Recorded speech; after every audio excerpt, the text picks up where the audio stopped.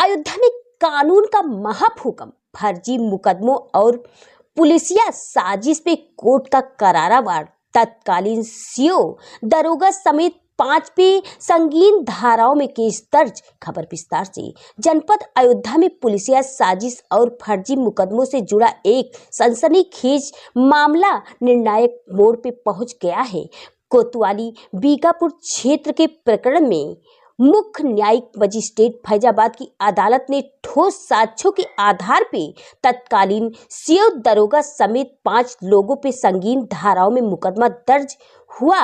वरिष्ठ पत्रकार दीपक श्रीवास्तव ने आरोप लगाया था कि अवैध कटान की शिकायत के बाद उन्हें झूठे मुकदमे में फंसाया गया।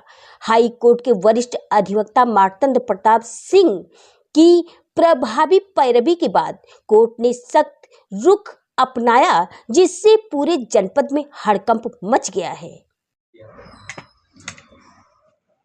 ये मामला है भैया बीकापुर कोतवाली के अंतर्गत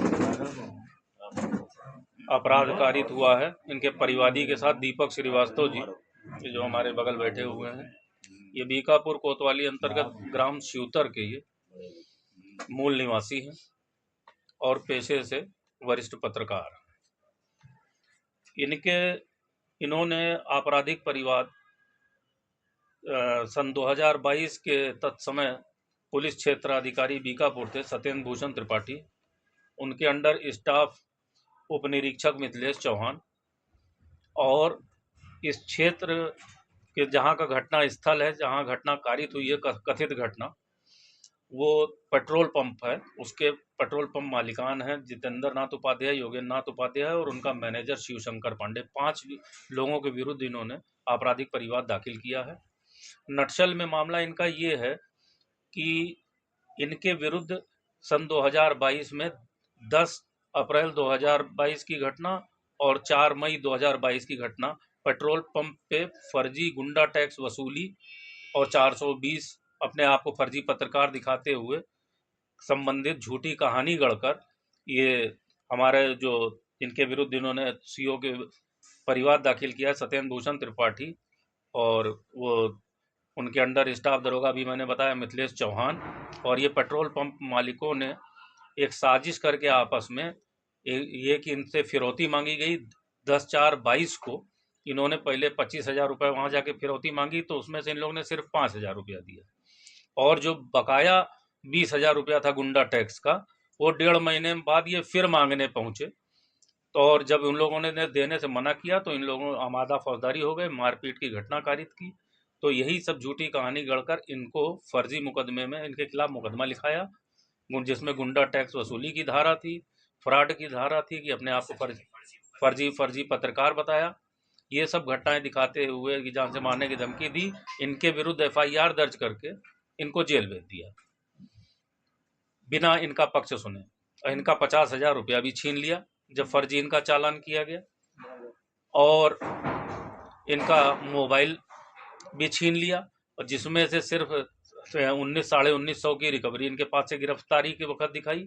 और इनके दोनों मोबाइल जो कि गिरफ्तारी फर्द में इनकी चालानी के मौजूद हैं, लेकिन 4 साल से वो रिलीज एप्लीकेशन हमारी पेंडिंग है। आज तक पुलिस वाले उस मोबाइल को यहाँ पे न्यायालय पे पेश नहीं कर पाए हैं। और इसमें नक्सल में मामला था कि इनको फंसाया क्यों गया। इनको फंसाया इसलिए गया कि अभी मैंने बताया कि ये वरिष्ठ पत्रकार भी हैं पेशे से, तो सामाजिक बुराइयों को और ये सब के विरुद्ध आवाज़ उठाते रहते हैं। तो उसी में जब जिस समय की घटनाएं बता रहे हैं सन 2022 की, जब यहाँ पे सत्येंद्र भूषण त्रिपाठी पुलिस क्षेत्र अधिकारी बीकापुर के रूम में पोस्टेड थे, तो ये वहाँ पे हरे पेड़ की अवैध कटान करवा रहे थे बहुत लार्ज स्केल पे। तो जिसकी इन्होंने शिकायत ठेकेदारों के विरुद्ध जो कि काटाई कर रहे थे, जिसे अवैध धन की वसूली करते थे पुलिस वाले, इन्होंने शिकायत की। तो उससे पुलिस वालों ने इनकी शिकायती प्रार्थना पत्र वापस लेने के लिए प्रेशर बनाया, लेकिन इन्होंने पत्रकार होने के नाते ये नहीं माने और हाई ऑफिशियल्स से इन्होंने कंप्लेंट की इस आशय की। तो जब हाई ऑफिशियल्स का आदेश हुआ तो इस पुलिस क्षेत्राधिकारी बीकापुर को तत्समय उन ठेकेदारों के विरुद्ध लकड़ी चोरी वो हरे पेड़ की कटान का मुकदमा लिखना पड़ा और उन लोगों को जेल भेजना पड़ा। तो इसलिए इन लोग क्या नाम है, इनसे रंजिश रखने लगे पुलिस वाले। समय अंतराल पर ये ऐसा हुआ कि ये एक दिन ऐसा इत्तेफाकिया वाकया हुआ 4 मई 2022 की, जिस दिन की एक्चुअल घटना, जो मेरे इस पटिशन का भी, परिवाद का भी वही डेट है। तो 4/5/22 को ये बोलेरो जीप से, और इनके साथ कुछ और पत्रकार साथी वगैरह थे, क्षेत्रीय लोग, 1-2 लोग उस गाड़ी में बैठे थे। इन्होंने तेल भरवाया और 2-4 किलोमीटर आगे पहुंचे थे कि गाड़ी का तेल एग्जॉस्ट हो गया, खत्म हो गया। तब इन्होंने जाके वापस वहां पे कंप्लेंट किया और इन्होंने कहा आप लोग घटतौली करते हो वो सो पेट्रोल पंप मालिक से, और क्या नाम है, आप हमको अब तेल दीजिए, तो अलग से जो इन लोग का नापदान होता है, जिससे एक्यूरेट तेल की नाप होती है, आप उसमें दीजिए। तो उसमें उन लोगों ने तेल देने से मना कर दिया और आमादा फौजदारी हो गए और इनके साथ मारपीट की घटना कारित की।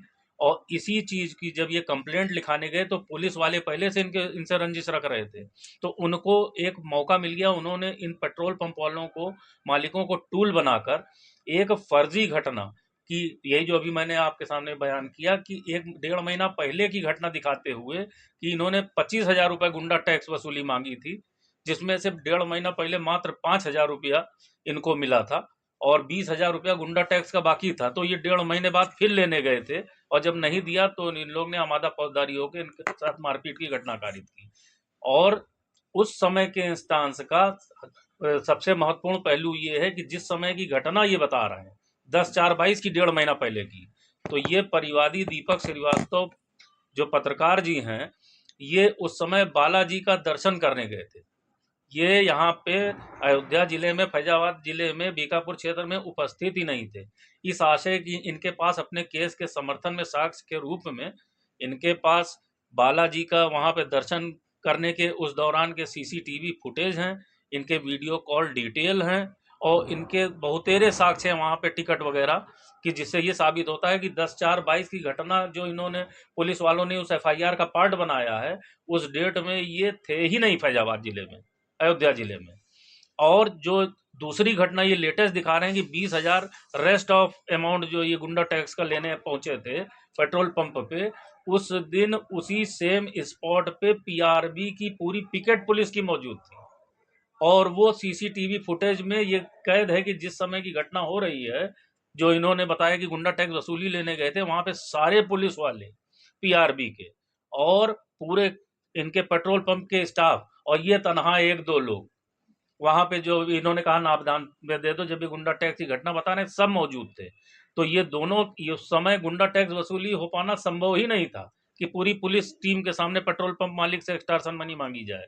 तो दोनों घटनाएं झूठी साबित होती हैं, जिसके सीसीटीवी फुटेज मौजूद है हमारे पास 10/4/22 की भी घटना की, और इनको उस मुकदमे को तत्काल कायम करके तुरंत जेल भी भेज दिया गया कि अपना पक्ष न रख सकें। तो उसके बाद क्या नाम है, ये सब एविडेंस हमारे पास थे कि, और ये एफआईआर ही नहीं दर्ज की गई, जेल ही नहीं भेजा गया, बल्कि इनके खिलाफ झूठी चार्जशीट भी लगा दी गई और वो मुकदमा भी अंडर ट्रायल है, यहाँ पे मुकदमा संबंधित न्यायालय में प्रचलित है। तो इतने ठोस आधार और सबूत के आधार पर कि इनके साथ नाइंसाफी हुई है, इस सीओ बीकापुर सत्येंद्र भूषण त्रिपाठी और पुलिस वालों ने और इन लोगों ने झूठी कहानी और साजिश गढ़कर इनको जेल भेजा है। इसके पर्याप्त साक्ष्य मौजूद हैं, तो इन सब साक्ष्यों को हमने न्यायालय के सामने प्रस्तुत किया। इन सभी लोगों के, इन दोनों सीओ बीकापुर, इसके अंडर स्टाफ मिथिलेश चौहान दरोगा और पेट्रोल पंप तीनों मालिकों के विरुद्ध हमने परिवाद दाखिल किया, जिसपे प्रथम दृष्टया गंभीरता पूर्वक संबंधित न्यायालय सीजे महोदय ने संज्ञान लेते हुए अयोध्या ने तत्काल इनके विरुद्ध आपराधिक परिवाद दर्ज करने का आदेश दिया और इनके न्यायालय में बयान के लिए, मुख्य परीक्षा के बयान के लिए दिनांक 20/2/26 की डेट निर्धारित की है, आज की डेट में। ये परिवाद है। मामला कब का है ये मामला है 4/5/22 का, 4 मई 2022 का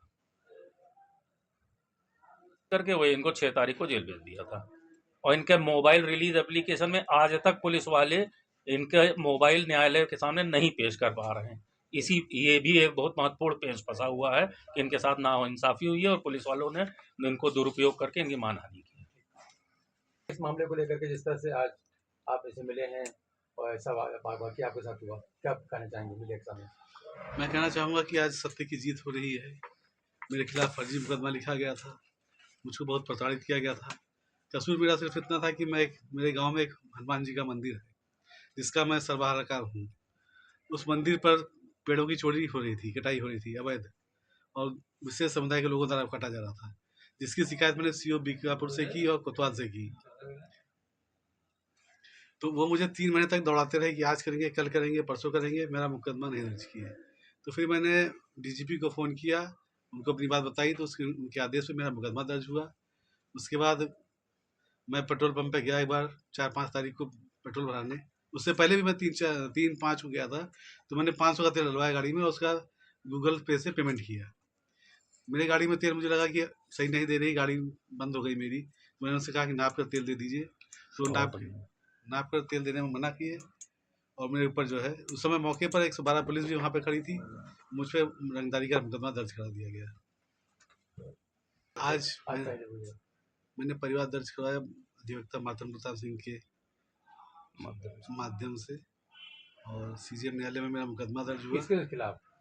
CO Satyendra Bhushan Tripathi, SI Mithilesh Chauhan, petrol pump के मालिक जितेंद्र नाथ उपाध्याय, योगेंद्र नाथ उपाध्याय और शिवशंकर पांडे, इन 5 लोगों के खिलाफ मैंने परिवार दर्ज करवाया है। इस मुकदमे को लेकर परेशान था, मुझको न्याय की कहीं आस नहीं दिख रही थी। तो फिर मैं अधिवक्ता अपने मातम प्रताप सिंह जी से मिला, जो कि वरिष्ठ अधिवक्ता हैं यहाँ के भी, हाई कोर्ट के भी। उन्होंने मुझसे कहा कि आप इसको न्याय मिलेगा, थोड़ा धैर्य रखिए। तो एक आप पत्रकार भी हैं जी, तो क्या आपका पत्रकारों ने सपोर्ट नहीं किया? पत्रकारों ने सपोर्ट किया था मेरा, जिसमें के वी शुक्ला जी थे, रणवीर सिंह जी थे, इन सबने मेरा काफ़ी सहयोग किया था। संतुष्ट हैं आप? बिल्कुल संतुष्ट हैं। दीपक श्रीवास्तव, कहाँ के रहने वाले हैं आप? कोछा बाजार में शिवतर गाँव पड़ता है, बीकापुर थाना अंतर्गत, शिवतर का निवासी है। जी।